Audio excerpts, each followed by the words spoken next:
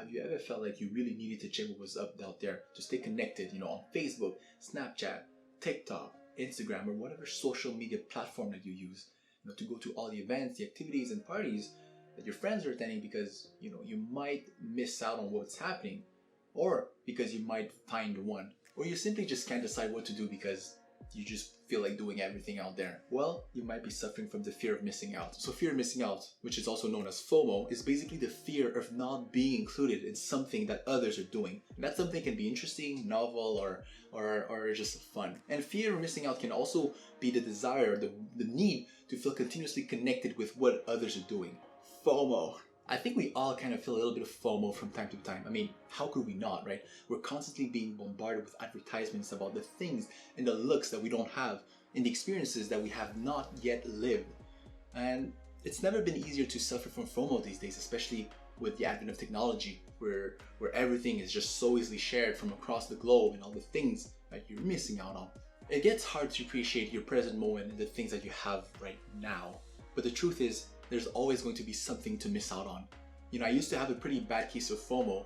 Growing up with, your typical strict Asian parents, I could never really do much. And I was pretty much in quarantine the first 18 years of my life. So, I love my parents, but I literally had to beg them to do anything. Whether it was going to the park or going to the cinema on Cheapy Tuesdays to watch a movie with my friends. I just couldn't even do these things, these very little things. So when I got to college, I got a lot more freedom. So that's when I decided to experiment and to do literally everything. I had to try everything that was out there because I felt like I had to make up for the lost time. I just couldn't say no when I was invited to something, and I just always felt the need to stay connected with everyone. The thing with FOMO is that you end up chasing a number of experiences rather than meaningful ones. You look for quantity instead of quality of the experiences. And so because of that, all the events, activities, experiences, and the relationships that you make are very superficial. They never go that deep.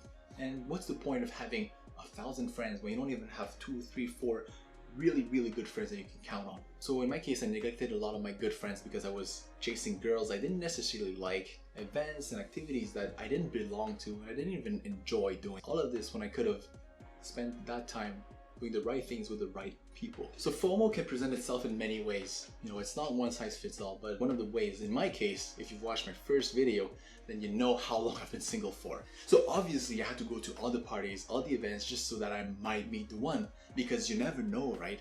And I was also very active on social media. What I mean by active is I consumed all the content that was my friends were pouring out, stories, posts, whatever it was. I just felt like I had to know what was up there. My experience with FOMO might be different from yours or anybody else's, but it definitely started to impact my life. I was just not feeling myself. I felt lonely and appreciated my life. I was constantly stressed, and my overall motivation and grades went down. And that's when I realized that I really had to get my stuff together. So here are 3 things that really helped me overcome my FOMO, and hopefully will help you do the same. Part of FOMO is the inability to appreciate the things that you have right now. So you need to take a step back and reevaluate your priorities in your life. We live in a world where we're kind of primed to adopt, unconsciously of course, a scarcity-based mindset where everything is never enough. It's important that you focus and put your attention on the things that you have instead of the things that you don't have, because that puts you in a state of abundance where you're able to find out the possibilities instead of the limitations in your life. In this case, you'll be more likely to find what works for and aligns with you instead of staying distracted with things that don't work for you. The second thing you should do is grab your phone and put it down.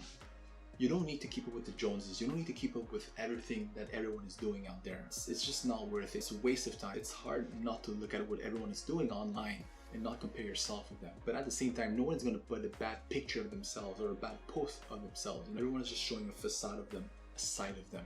It's really unrealistic and unfair for you to compare your behind the scenes with everyone's highlights. In fact, the only person you should compare yourself with is who you were yesterday, not who someone else is today. Besides, when you limit your social media consumption, you become a lot more productive because you have so much more time on your hands.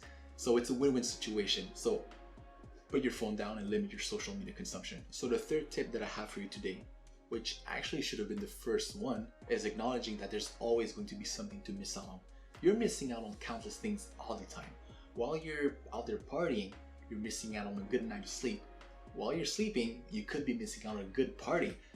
So it's really just a matter of perspective. So the way that I made peace with this is by categorizing the things that I'm willing to miss out on versus the things that are absolutely crucial and important for me that I can't afford to miss out on. It just makes decision making a lot easier and just makes your life easier as a whole. Listen, I think we've all heard this line, but I'm gonna say it anyway. Life is a marathon, it's not a race.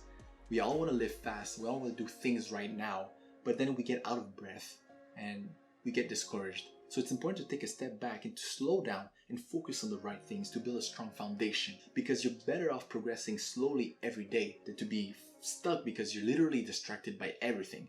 So that concludes the video of the day, guys. As always, I hope you found it useful and I hope you enjoyed it. I really want to know though, what is your experience with FOMO? Have you ever had to deal with FOMO? And if so, what did you do and how did you overcome it?